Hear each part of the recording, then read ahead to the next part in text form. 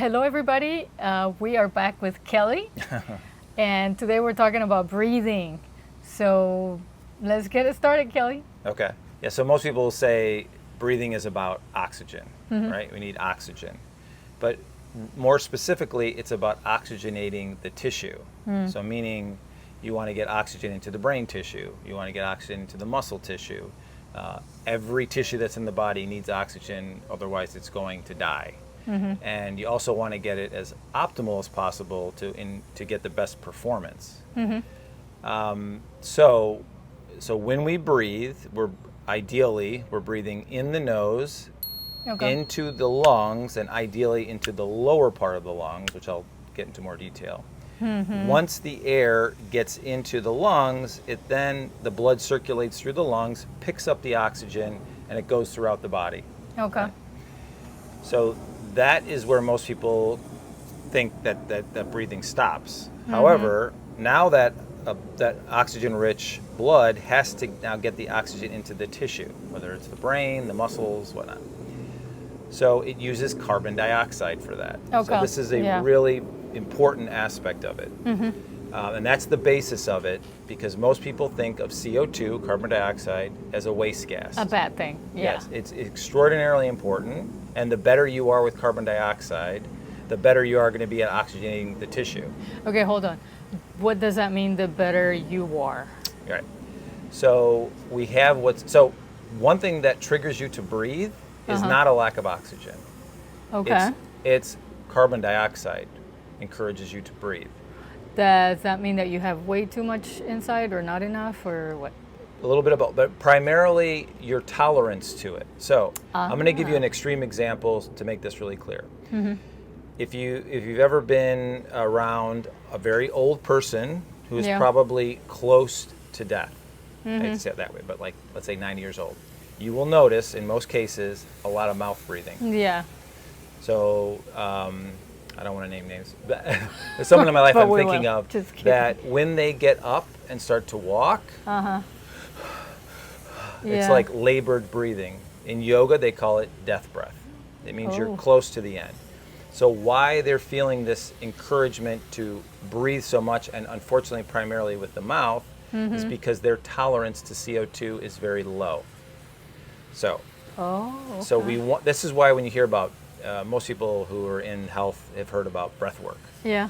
This is one of the reasons why you want to be doing practices around breathing that increase your body's tolerance to carbon dioxide. Because the more carbon dioxide you can hold on to, the more oxygen you can get into the tissue, whether it's your brain, and that's like mental performance, obviously, or into your muscles, which is physical performance. And also, after physical performance, recovery. You need oxygen to repair. Okay. So explain to me the relationship between the carbon dioxide and the oxygen, because you just said the more that you can be able to tolerate, the less sensitive you are to CO2. So does one help the other in which way? They work totally together. But if you're improperly breathing, and what I mean by that, then maybe that's a good to define, is there's a great saying I love that you should breathe with your mouth as much as you eat with your nose. Okay. So that would mean never. That's not life. Sometimes I'll catch myself even like breathing out of the mouth. And there's reasons why you might do it. One is usually just bad habits. So you want to breathe with the nose, and one of the main reasons why you want to breathe with the nose is that the nose also makes nitric oxide. Okay. So you make, I might screw this number up, but it's around like 3 million molecules per breath in your nostril cavity. Okay. You make 3 particles in your mouth. So your mouth is not designed for breathing. So what is the benefit of that? So Say that again. How many in the mouth? It's somewhere around. It's like 3 million. The idea is extraordinary. It's like your mouth is not designed for breathing. It's not designed for breathing at all. It's designed for eating. Now you can use it if you have to, and we'll talk about reasons why you might be doing it. But so when you breathe in the nose, you also have nose hairs, which filter the air. Okay. And actually help moisture. I don't need much help down here in the seat, but it moisturizes the air. Okay. So you can utilize it better. But primarily from a sports performance, we're talking about getting nitric oxide. So what does nitric oxide do? Okay. A lot of people have heard like consuming beet powder, which increases nitric oxide, or taking L-arginine, or people do it for working out. People do it for ED because it increases nitric oxide. Okay. That's what Viagra does. Oh. So Viagra was originally a heart medication to increase nitric oxide production. And what does that do? It expands the blood vessels to increase blood flow.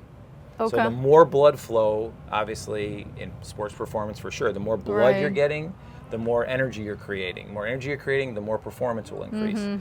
If the blood vessels restrict, it decreases blood flow. Right. So nitric oxide expands blood vessels. Okay. So that's what Viagra was for. It was to expand blood vessels to get more efficient, effective blood flow through the heart and through the rest of the body. Yeah.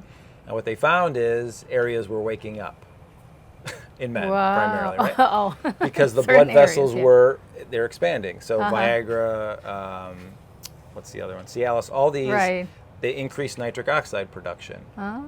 So I'm not saying that if you breathe properly, if you're using Viagra, you don't need it, but you're less likely to need it. Okay. So breathing efficiently, breathing through the nostril, in the nose, down into the diaphragm, as opposed to chest breathing, and breathing out of the nose. Right.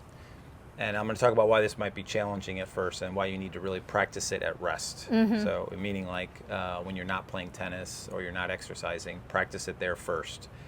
But I'll get into that. So once we've kind of distinguished, we got to go in the nose. In the nose, filter any kind of particles with our nostril hairs, down into, ideally, the diaphragm, the lower part of the lungs. Okay. So chest breathing is a stress breath. So meaning if you're breathing through the chest, you're triggering the body to go into fight or flight. Oh, okay. And that may happen when you're playing a sport. You actually need fight or flight when you're running around. But as quickly as possible between points, you want to shift back down into parasympathetic or rest and digest. Because the longer you stay in this, you're going to fry yourself out. You're never going to make it through a match because your nervous system is going to be so fried and you're going to be so ramped up. So learning how to downshift, that's, I know I'm jumping around, but so why do we want to breathe into the diaphragm besides for the fact that this is going to cause stress breathing? Okay. You're going to get 20% more oxygen per breath by hitting the lower part of the lungs. Oh. So people say expand the belly, really, and that is somewhat true. You're also expanding the rib cage. Okay. So when you breathe, you want to feel your ribs spreading when you practice. And then you want to feel it naturally decompress as you exhale out through the nose. So that's the whole reason why people say breathe with your belly and then it goes up. Right. Now, why exhale out of the nose? Because it'll slow the release of CO2. So you'll hold on to CO2 longer, which means more oxygen into the tissue. And tell me again what the CO2 does in the body. CO2. So I'll go through it like the whole process because it's kind of building. So right. Yeah. So you're breathing the oxygen-rich air in the nose. We already know why.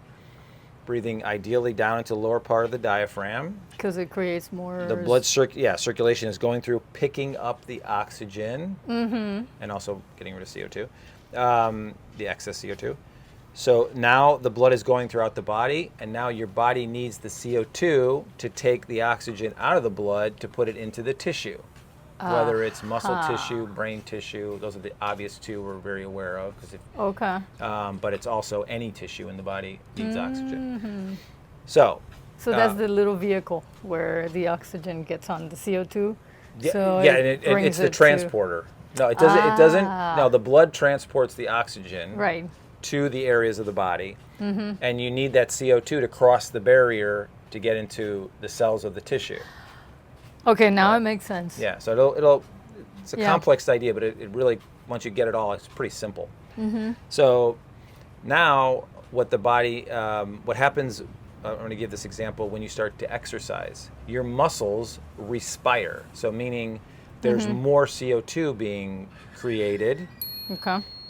So you're going to feel like sometimes like you run a fast point and you want to breathe out of your mouth. Yeah. And that's because your body, and probably in most cases, are overly sensitive to the CO2. Okay. So ideally, you completely nasal breathe. Right? So But that's going to be difficult at first. Yeah. Even when I do my conditioning classes, I just kind of like say, hey, do your best to stay nasal, at least in the nose, never in the mouth for sure. If you find your CO2 tolerance isn't that great, then rather than becoming like lightheaded, let the CO2 go. So I'm gonna give you some tips on how to practice getting less sensitive at the end, right?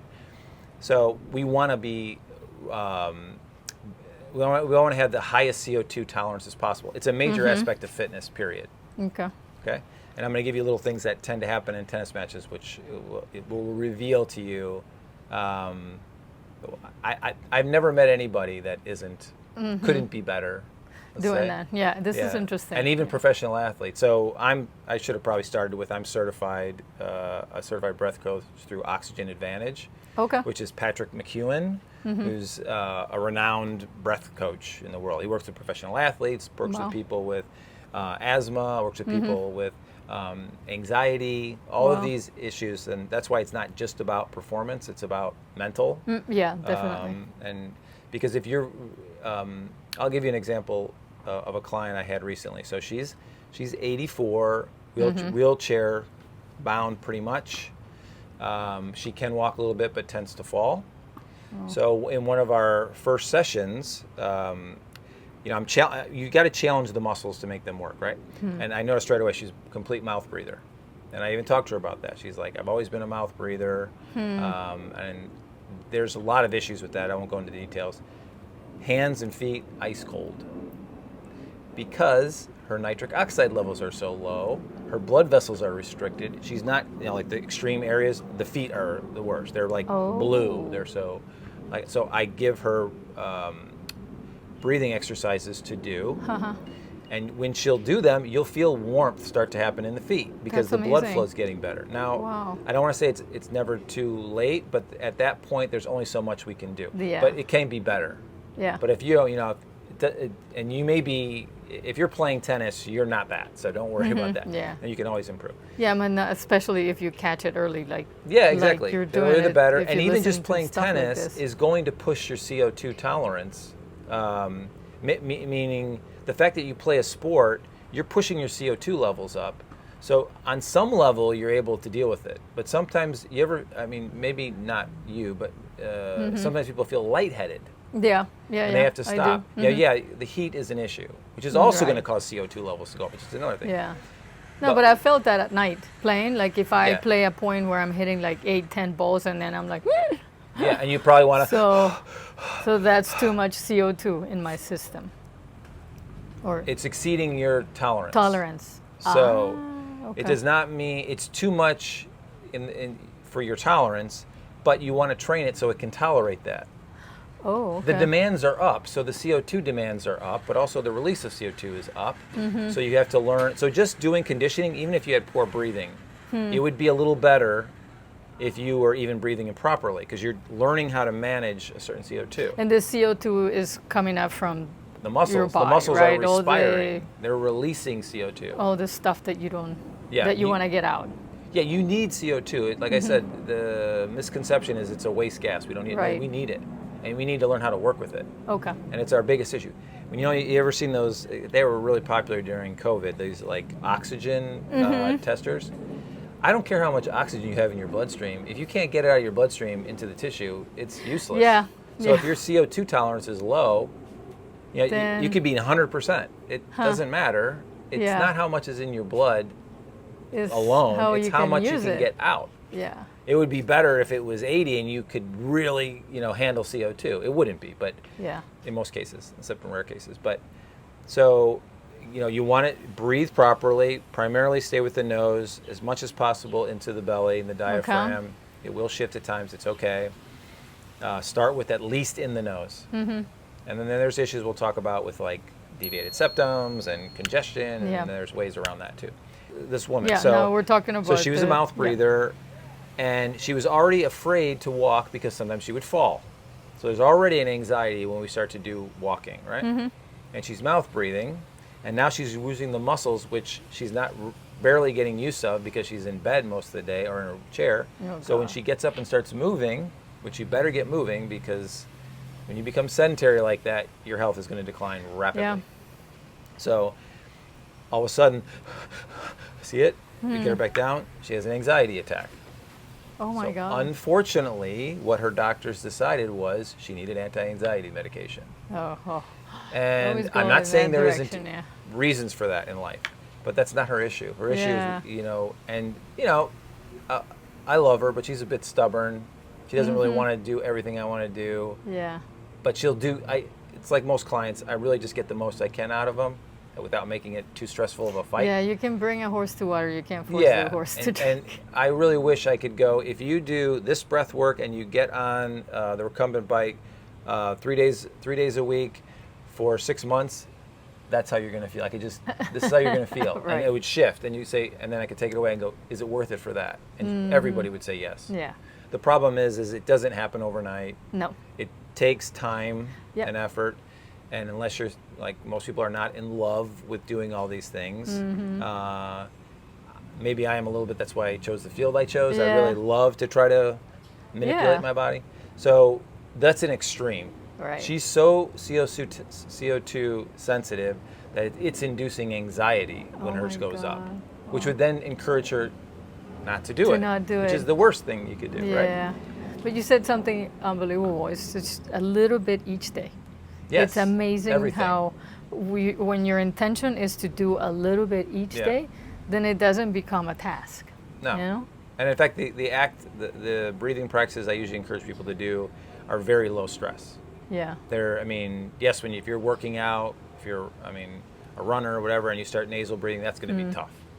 But if you're just sitting, and this is something I learned over the years, is that I used to try to encourage people to breathe properly when I got them on the exercise equipment. That's like teaching somebody how to swim in a tsunami.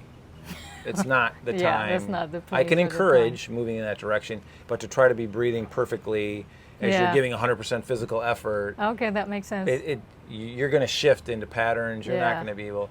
It's like, okay, I'm going to teach you how to swing a forehand, and you're in the finals of the U.S. Open. Right. What? Like it's too so much. This would be perfect because basically what you're saying is that for us tennis players, if we learn to do this in a calm environment, not while you're playing tennis, then once you master it, then you can do it on the tennis court. Right. Just like drilling. Yeah. Right? You drill with your clients, or you have them do drills where they're thinking a lot about what they're doing, right? They're thinking, but you don't want them bringing that out when they start playing. That's why we rep it out, because it happens naturally. And it takes time. And the more you practice, even like these short duration, low intense breath practices, it'll show up naturally more and more in life. And you'll feel more calm, you'll feel higher performance, better mental clarity, all this aspect. But it just takes, I usually encourage people to do 10 minutes in the morning.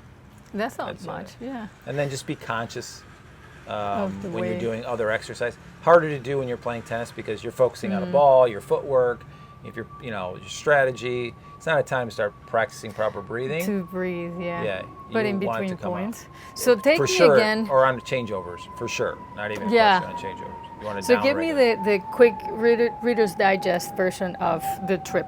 The oxygen comes in, it reacts with the carbon dioxide, and then how is the trip the again? simple one is we're breathing daily in the nose, into the belly, the diaphragm. The blood is picking up the oxygen. It's traveling throughout the body. And now that CO2 exchange that's going on in the muscles and wherever tissue it is now helping the oxygen cross the barrier of that tissue to enter into the cell. And then that oxygen creates ATP energy. Okay. And then that ATP energy releases CO2. And so it's like this constant flow that's going on. Okay, that's cool. So, and there are many other ways to affect ATP or energy production. Obviously, we know a lot of them, but one that doesn't cost anything that we all have access to is our breath. And that's something you can take all the molecules, all the supplements you want to enhance all this. You're leaving the biggest mover on the table if you're not working on your breath. It's free. It just takes time. Yeah. So for us tennis players, what would be your advice? Well, I'm going to give one other thing that comes to mind, because this is something that I got really clear about. So, have you ever been playing and you're in a stressful point, or you're really thinking, you got to change your strategy, and you start feeling your legs go. Oh, yeah. Yeah, I feel that. Okay, so this is most likely what is happening. When you start to overthink, your breath starts to shut down.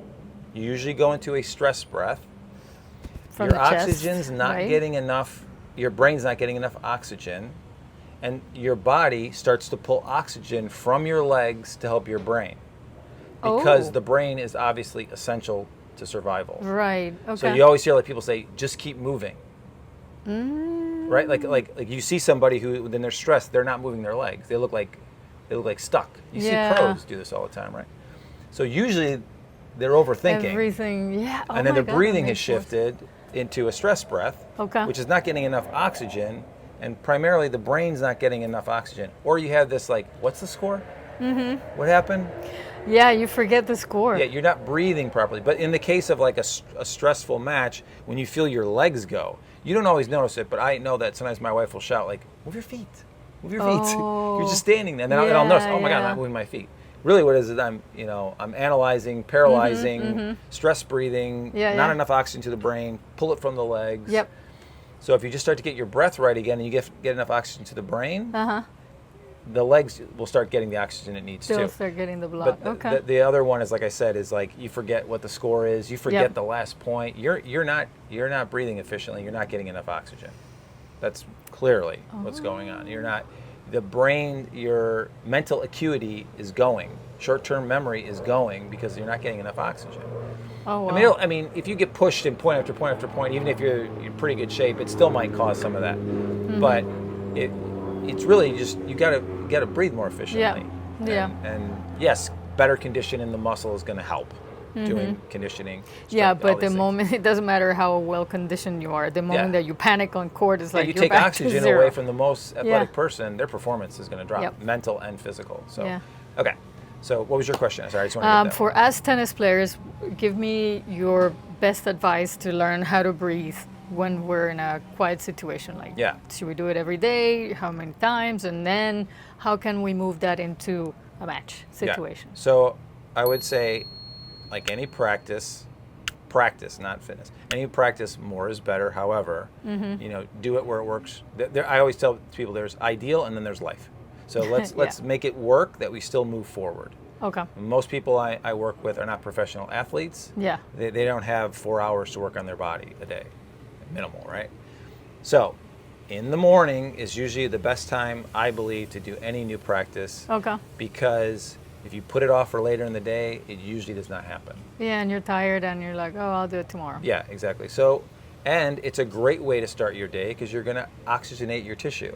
You're going to calm your nervous system. It also acts as a meditation.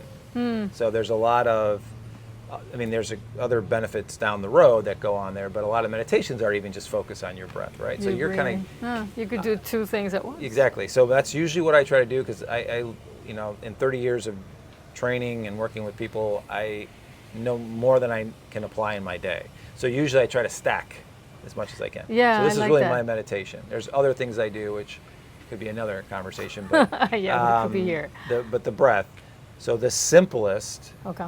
is 4 seconds in the nose, in the belly.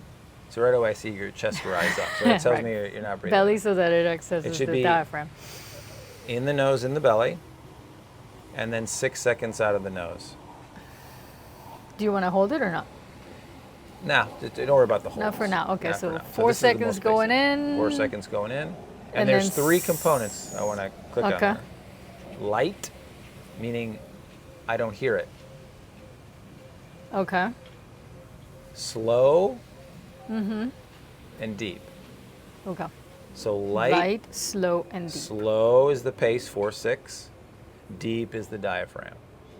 Ah, right. And if you do this, like when I see this, I see chest right Right. away. So you want to think expand the ribs here. The ribs. Okay. And you'll actually, if you're doing it right, you'll feel tension in the shoulders and neck to release.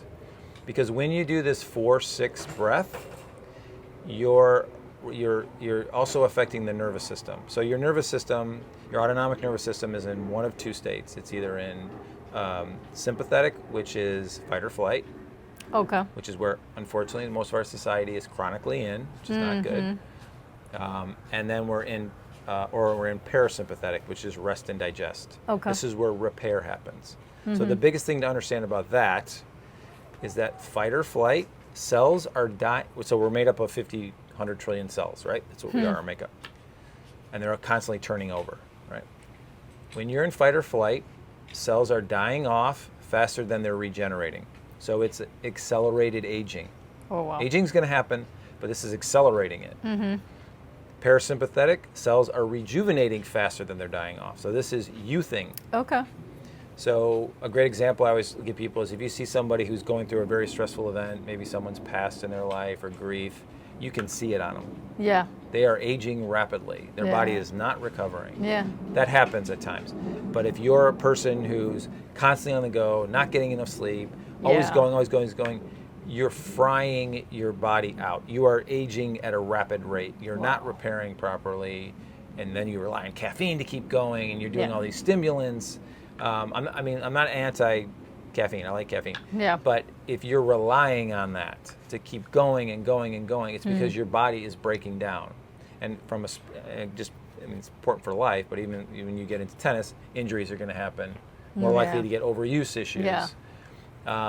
Especially we're playing a sport that's pretty harsh on our body. Very harsh. If One of the you harshest, don't I do would it say. properly. Except for like we don't get hit, but so no tackling or anything. But other than that, it's the physical demand put on your body in tennis is brutal. Yep. I mean, it's tough. It's a very tough sport. That's why it's really hard to play longer and longer. But so that light, slow, deep breathing, 4 in the nose, in the belly, out of the nose, 6 seconds, is going to start to train your body.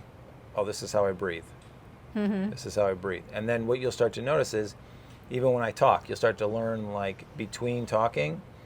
Oh, you take do a nasal one breath. of those. It's also good for slowing your pace down. Because that can be a rapid, and sometimes it's too much info, and take that breath, and you'll even feel yourself. When you get really good, you'll calm it down. First breaths may come up here. It's okay. Don't get stressed out. Yeah. Just allow it, and then it'll just gently allow it to come down into the belly. And if you do 5-10 minutes of that in the morning. Okay, that was my next question. Yeah, you're going to feel anywhere great. between 5 and 10. Now there is a way to test your CO2 tolerance. It's called a BOLT score, blood oxygen level tolerance. Okay. And it's really subtle how you do this, but you'll be able to, number one, monitor your. You know what I can do is I'm going to give you a free app. Okay. That it's actually Oxigen Advantage. It's free to get it. You can do your blood oxygen, your BOLT score on it. You can do it daily to see if you're improving. Oh, wow. And then it also gives you hundreds of different breath practices. Oh, It'll so take cool. your BOLT score and go, try these breath practices today. And then get better. I mean, there is hundreds of breath practices. So I don't want to. This is just like the basic, very important.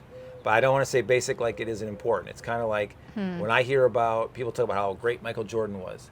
What they say is his fundamentals were amazing. You can't. You don't have good fundamentals or basics. You can't build off that. Right. You better have those down. So when we're playing, okay, so I've been practicing this 5 to 10 minutes a day. When we're in the middle of playing and I just hit a point that was about 10 hits, and I'm like, what do I do? Okay, that's a good question. So there's one practice I'll give people that'll quickly shift it, but I'm going to warn you, it's going to feel uncomfortable. It's not going to, meaning like the first 1 or 2 you do, you're not going to feel like you want to go back to that mouth breathing. Okay. Because your body wants to get that CO2 out.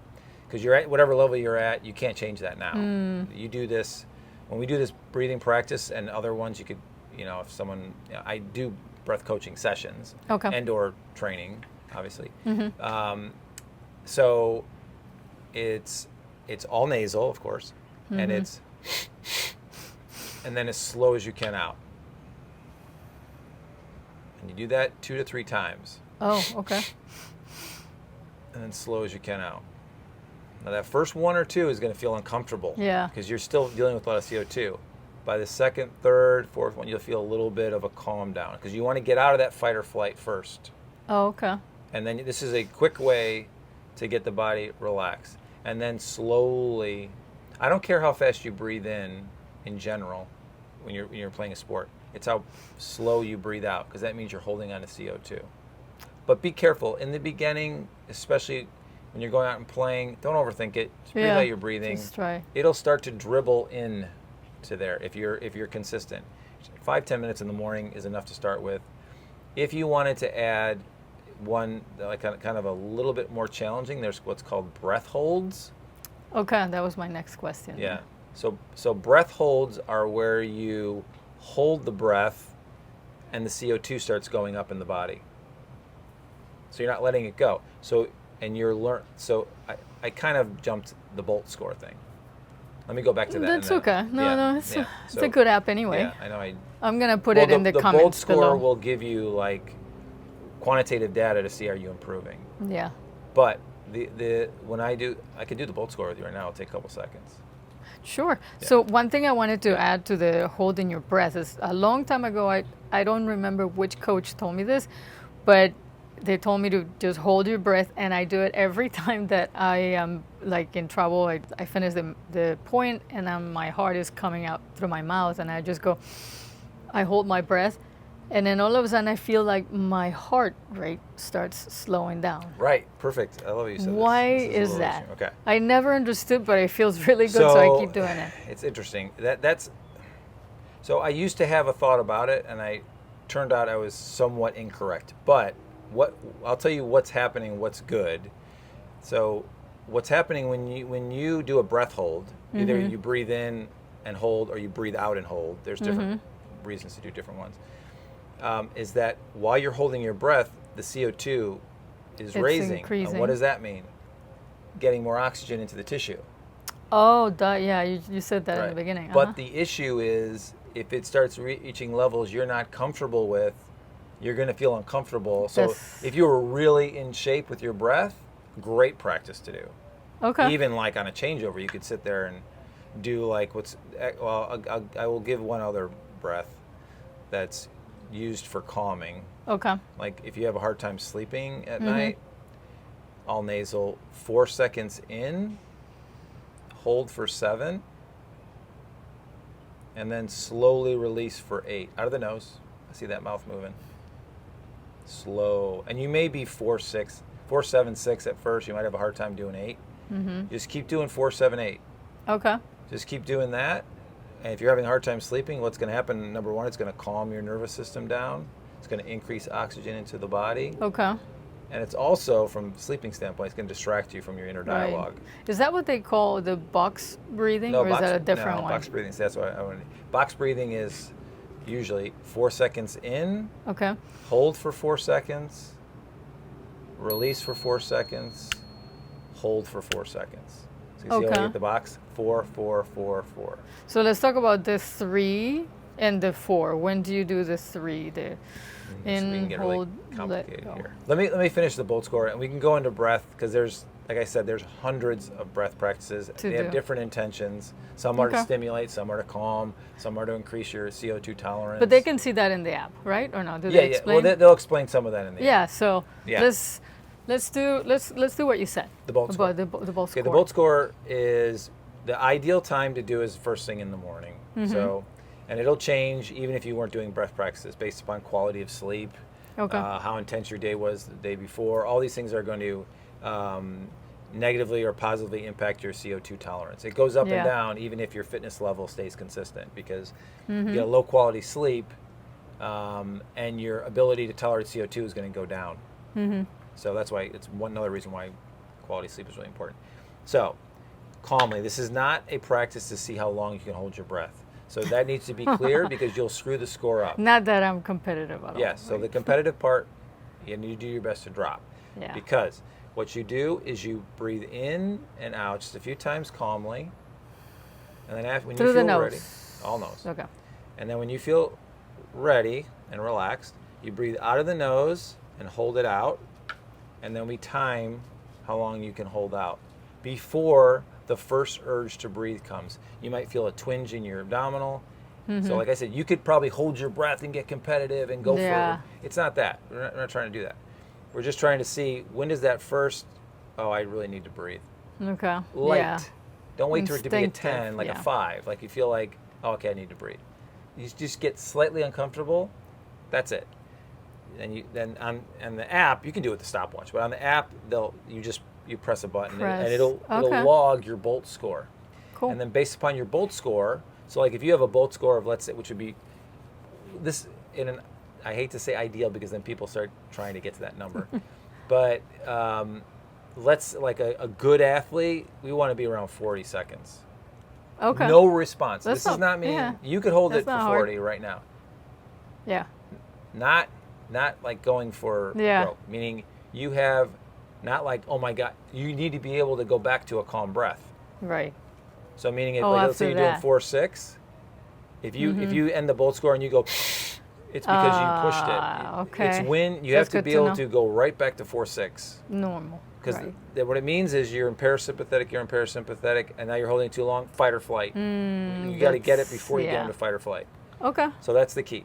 So and honestly, when I hate to say this, but when I work with a client, when I see something quote unquote wrong, I get excited because they're like, they functioned this well in life. Wow, we got something we can make better. Yeah, right. It's So like, don't be about like you want to get clearly where you're at, and then we want to do things to slowly improve that. okay. That's all. So now I'll just give you a couple quick breaths. So box breathing is another thing you could do in the morning too. Okay. The first basic is 4-6. 4-6. Because that's what's going to show up when you're walking around in life. That's the one ideally. exercise that if you get anything out of this video, 4-6, yeah. the 4-6 every 4-6. morning, 5 to 10 minutes. Yeah. Right. Okay. And then that's where that's our baseline because that's what you want to be in normal function in day. You want to be 4-6. So and then if you wanted to a practice to calm you, like they always talk about Navy SEALs do this box breathing, right? Yep. It's 4 seconds in the nose and the belly. Hold for 4 seconds. Release out of the nose, empty the belly for 4 seconds. Hold for 4 seconds. That's the box. Okay. 4, Like 4, 1, 4, 2, 3, 4. 4.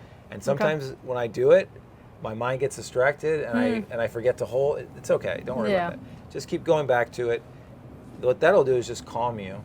Same thing with the 4-7-8. 4 in, hold for 7, release for 8. It's a yogic breath. A lot of times they'll tell you do it. They'll say in yoga only do like 4 or 8 rounds. I don't know why they say that, but maybe because they don't want people to do it. Feel like they have to do it for 10 minutes. Those are relaxing ones. They'll relax the nervous system. You'll feel better. Now, people have probably heard of Wim Hof breathing, right? That is different. I do Wim Hof breathing, but for different reasons. Like I'll do Wim Hof breathing right before I'm going to play a match, because what you're doing when you're doing Wim Hof breathing, like you remember how that practice goes? Like in Yeah, and out, I in and remember out. we did it. Yeah, one like time. 30 minutes, and then you breathe out and you hold as long as you can. So what you're doing with the breathing in and out really fast is you're dropping your CO2 level as low as you can, and then you hold out. That's why you can hold so long after that, because the CO2 level is down here, and now it slowly raises up. While you're holding Yeah. your breath. Oh, So what? wow. And there's physiological reasons why this is good. I would always follow it with a calming breath, like a 4-6, something you ramp the system up. But one of the best aspects of why I do this before I play is because, and if you remember, when you do that breath hold and you get to like wherever it is for you, like a minute 20, you start feeling like almost like a panic coming on, right? Breath holds without movement are the most difficult because your body, when you're running around and your CO2 level's coming up, that's kind of natural to the brain and our evolution.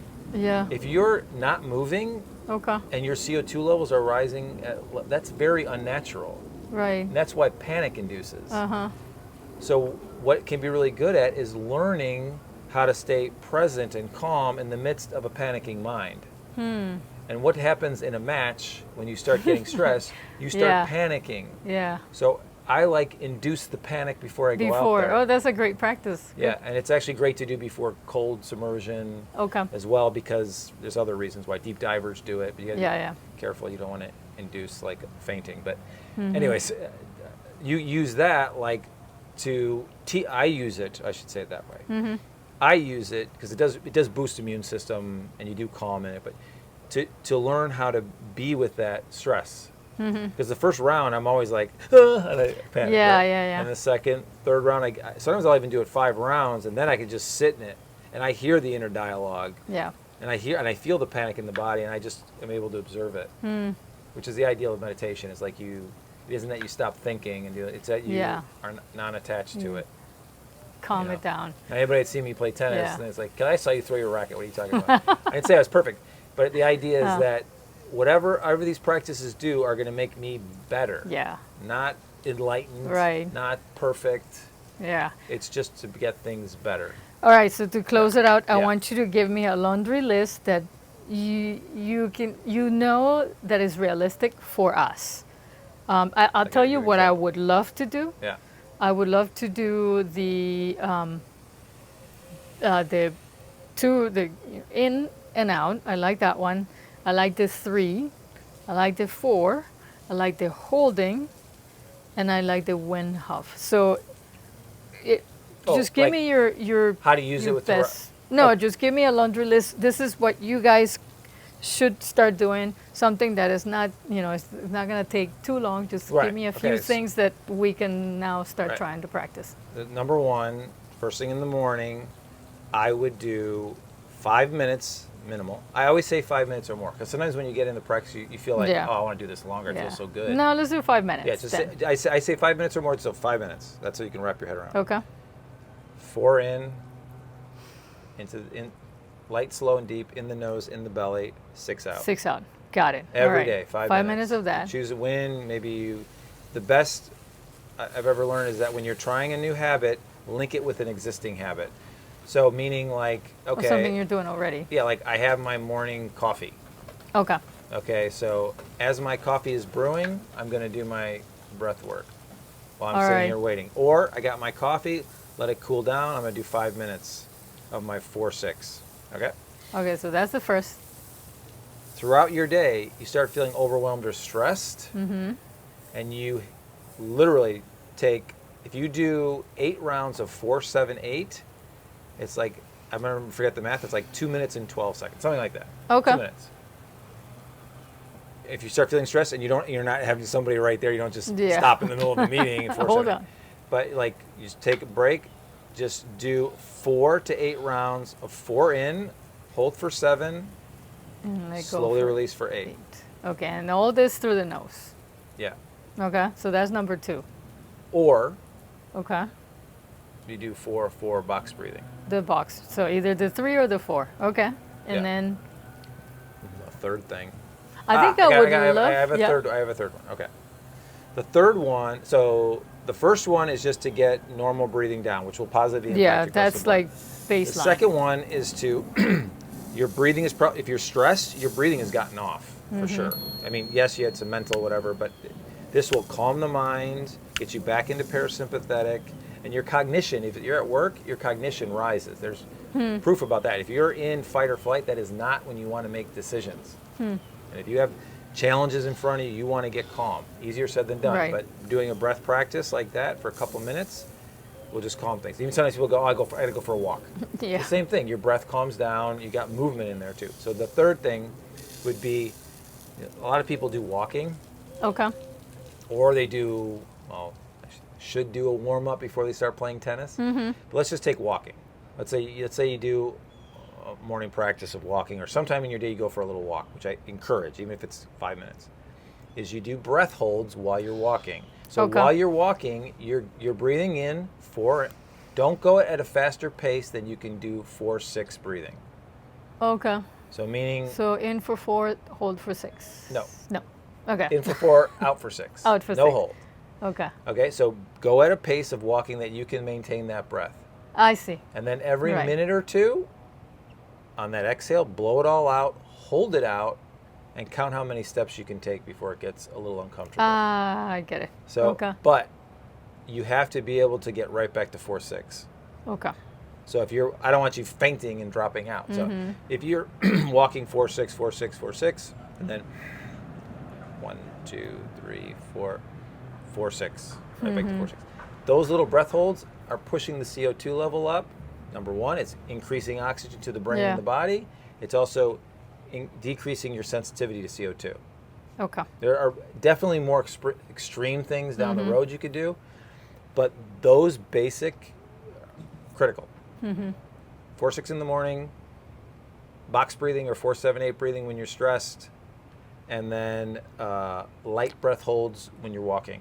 All right, that's Very good good. for today. Thank you so much. I'll right. see you in the next one. We're probably going to All right. talk about, there's a bunch of things that we want to got talk a lot. about. The red light therapy, Yeah. right? You just installed here at the club, and then you're working on a sauna, cold and you plunge. have your cold plunge. And by the way, I got my cold plunge because of you, Ah. and it's working so great. Thank Yeah. you so much. You're So welcome. stay tuned. See you later.